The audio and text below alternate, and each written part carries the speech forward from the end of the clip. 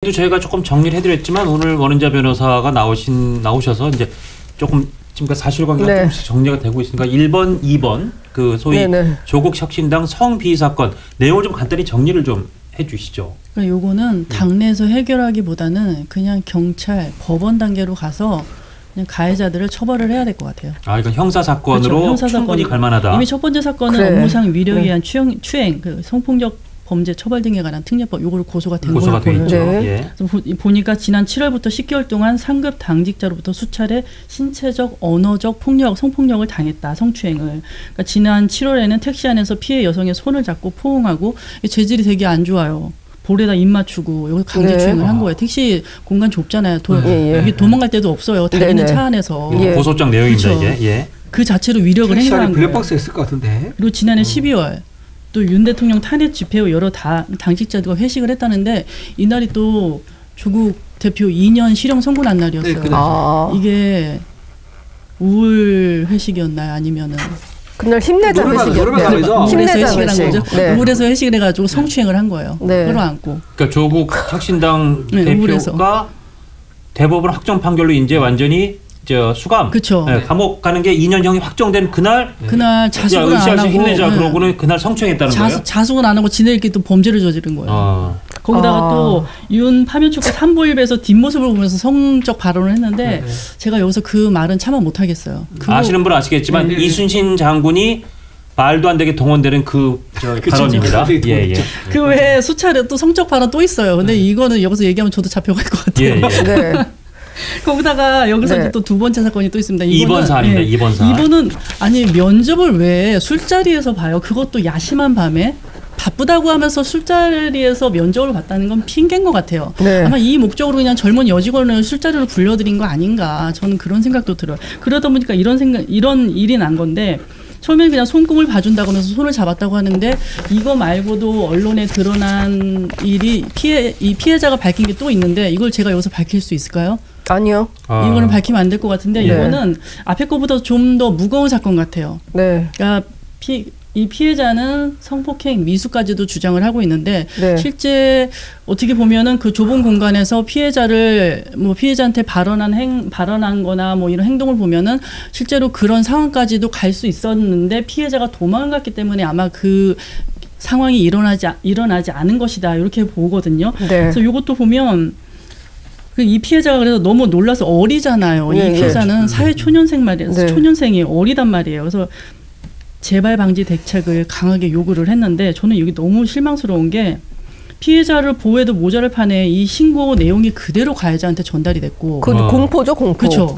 이 자체가 2차 가해예요. 그렇죠. 그러니까 여기에 대해서 이 조직은 성희롱 예방 교육도 안 하고 성폭행 피해자에 대해서 어떤 예방 조치를 해야 되는지도 모르고 그냥 자기네들끼리 그냥 정보 공유하고 그냥 개판으로 운영되는 것 같아요. 그냥 내부가. 여기다가 그러면은 선배 언니들이나 아니면은 상사들이나 이런 분들이 여자들이 도와줘야 되잖아요. 이거를 알렸다고 하는데 어느 누구도 여기에 대해서 관심을 갖지 않고 심지어 국회의원들조차도 여기에 대해서 그냥 쉬쉬만 하고 있었다는 거예요. 그렇죠.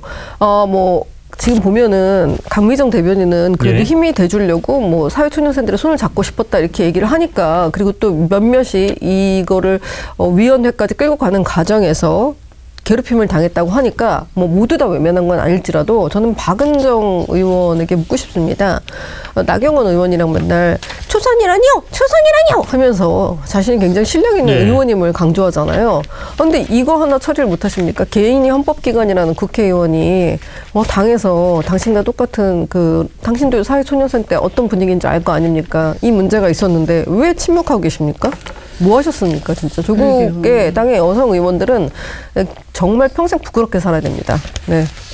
박은정 의원 같은 경우는 지금 이제 그 안에가 비례 정당이기 때문에 여남 이렇게 되거든요. 그러면 여자가 6명이나 되고 박은정 의원 포함해서 5명 더 있는 건데 이게 의견이 6대6으로 갈렸다는 거예요. 그러니까 11대1로 갈려서 누구 한 명이라도 이거 덮고 하자고 해요. 비난받을 건데 이걸 6대6으로 팽팽히 갈렸다는 게 얼마나 이 안에서 조직이 정상적인 세계가 아닌지 비정상적인 세계관을 가지고 있는 사람들이 모여 있으면서 야 우리가 대의를 위해서라면 이 정도 사소한 문제는 덮고 가야 돼. 이제 이런 식의 이제 생각하고 있는 거죠. 근데 거기에 조국 원장이 동조했던 거 아니겠습니까? 예. 동조죠 이거는. 사실 그래서 동조했다는데 이건 사실 공범이라고 볼 수 있는 거죠. 거의 부작위에 의한 방조예요. 부작위에 의한 방조. 방조인데 좀 나가면 그냥 공범이라고 봐요. 그게 공범이에요. 그게 부작위에 의한 방조. 지금 제가 아까 처음에 말씀드렸지만 1번 사안도 당직자의 하위 당직자에 대한 성추행, 누적된 성추행. 네네. 그래서 이거는 고소까지 됐고 그래서 이 가해자는 현재 제명됐으나 재심 청구가 진행 중이라고 알려진 이 사안도 무척 중요합니다. 무척 중대합니다. 심각합니다. 이번 사안은 아직 그렇게 크게 불거지지 않은 것 같습니다. 그런데 지금 원 변호사도 말씀드린 것처럼 취업 준비 그리고 아마 그 모 의원의 하급 비서관으로까지 일단 취직이 되는 뭐 그런 과정에 이른 피해자로 보여요. 그게 제가 듣기로는요. 예. 지금이 그 여자분이 20대 초반이고 키가 크대요. 그리고 다른 의원실 인턴으로 갔다. 인턴. 인턴이니까 하급지의 보좌 직원인 거죠. 예. 그런데 본인은 이제 사무처에 가서 이제 월급이 좀 인턴보다 많을 거 아니에요. 사무처. 그래서 그 사무처에 가서 일을 하고 싶은 꿈이 있었던 거예요. 그렇게 해서 이제 연봉 협상에 대한 얘기를 할 겸해서 갔는데 갑자기 얘기하다가 맞은편에서 앉는 사람이 갑자기 질문이 이상한 거야. 비혼주의자야? 일단 그 장소가 이자카야. 이자카야입니다. 이자카야. 일본식 그 주점인 이자카야에서 만나서 이상한 질문을 했다는 거죠. 질문하는데 저희가 비혼이냐? 뭐 이렇게 물어보면서 처녀다. 이것도 물어보면 아니요. 그거는 저희가 확인을 못했습니다. 확인을 못했다. 네. 그런 썰이 있습니다. 그리고 또 이제 그 조국 혁신당이 이제 와서야 그 피해자 여성분을 걱정해 주더라고요. 이 내용이 너무 확산되고 구체화되면 제2의 2차 가해가 우려되지 않습니까? 하면서 조국 혁신당이 그런 식으로 발언을 하던데. 가해자 옹호한 거 아니에요? 피해자는 이미 공론화를 했어요. 가해자 징계해달라고. 그렇습니다. 근데 거기다 대고 이게 공론화 뭐 생각이지? 2차 피해가 아니라 가해자를 옹호하게 한 것 같아요. 그렇죠. 아까 전에 제가 말씀드린 이게 징역 1년 사건이다 이런 게 유사한 사례가 있어요. 정 변호사라는 그 박원순 관련해서 그때도 성추행이 있었잖아요. 그분 얘기해도 돼요. 그분이 정천순 변호사가 회식 자리에서 후배 여변호사를 끌어안고 가슴을 쿡쿡 누르고 지난 5월에 1심 선고가 났거든요.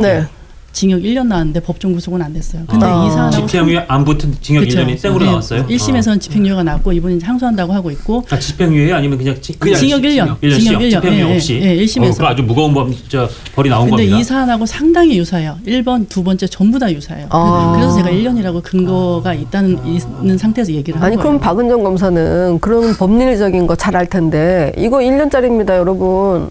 알기 때문에 침묵한 것 같아요. 알기 때문에. 7대 5로 갑시다. 해야죠. 뭐 하십니까 지금? 초선 의원이면 더 패기를 보여주셔야죠. 그렇기 때문에 이 침묵은 가해자를 두둔한 걸로밖에 볼 수가 없어요. 그래서 저희는 1번 사안도 중하고 2번 사안은 조금 더 무거워 보여서 더 심각해 보이는데 이번 사안에 대한 두 번째 사안을 말합니다. 두 번째 사안에 대한 그 가해자에 대한 조국 혁신당의 대처는 상대적으로 미흡해 보여서 무슨 사연이 있을까? 무슨 까닭이 있을까? 근데 가만히 지켜보면 그 2번 사안의 가해자로 지목된 사람은 직전 이게 되죠. 문재인 정부의 조국 전 대표 지금 원장 민정수석 그리고 이번에 또 괜히 옆에서 말을 얹었다가 민주당까지 불똥을 튀게 한 최강욱 원장 어떻게 보면 둘 다 원장이네요. 그 두 사람과 같이 민정수석실에서 근무했던 사람으로 지목되고 있죠. 그래서 혹시라도 그런 인간관계가 조국 전 대표 혁신원장으로서는 더 내칠 수 없는 그런 인간관계가 있기 때문에 이 부분은 그렇게 막 크게 불거지지 않도록 어떻게 좀 잘 엄호하고 있는 건 아닐까라는 의혹을 제기하고 있고 지금 그런 의혹들이 상당히 번지고 있습니다. 합리적인 그 의혹이에요. 왜냐하면 이 사람이 그때 역할이 뭐였냐면 조국 이제 민정수 할 때 그 산하에 특별감찰 반장이자 친인척 관리팀장을 했어요. 근데 여기서 너무 우리가 사람을 특정해서 말하면 안 되잖아요.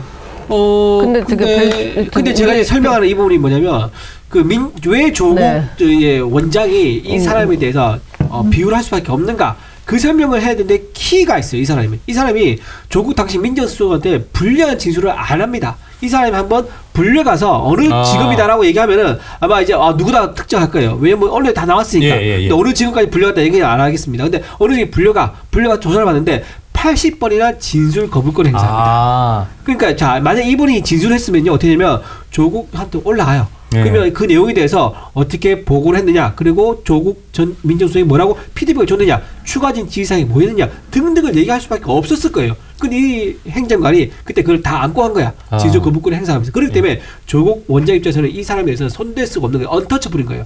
만약에 갑자기 손댔다가 징계해서 정부 제명시켰다가 이 사람이 마음 다리를 먹어가지고 그때 조국 민정수석이 나한테 이런 지시했다라고 자백하면 어떻게 해요? 그러니까 지금 조국도 굉장히 큰 약점 잡혀서 아주. 그리고 물론 이준호 대변인의 추론입니다만 계속 저희가 강조하듯이 1번 사안도 중하지만 2번 사안이 더 무거워 보이는데 2번 사안에 대한 징계가 왜 가볍게 나왔을까? 1년 당원권 정지면 막말로 1년 있다가 와서 다시 선거 출마할 수도 있다는 얘기예요. 이 2번 사안의 가해자는 지금 보니까 무슨 돌봄 휴직인가 뭐 이런 걸로 어차피 휴직과 이렇게 그냥 묻어서 육아휴직 같은 거. 이 뭐 당원권 정지인지 그냥 1년 쉬어가는지가 그냥 애매모호하게 그냥 넘어가는 듯한. 그러나 저희가 현재까지 파악한 알려진 것까지 종합한 사실관계는 이번 사안이 피해자가 조금 더 갑을병정 무기경신이 정말 을병정도 아니고 정말 무기경신 임계 그 끝까지 가는 그런 아주 초년병이었는데 그 초년생을 상대로 1번 사안의 가해자보다 어떻게 보면 더 핵심 당직자가 굉장히 몹쓸 행동과 몹쓸 발언을 했다. 여기까지는 대강 확인이 되는데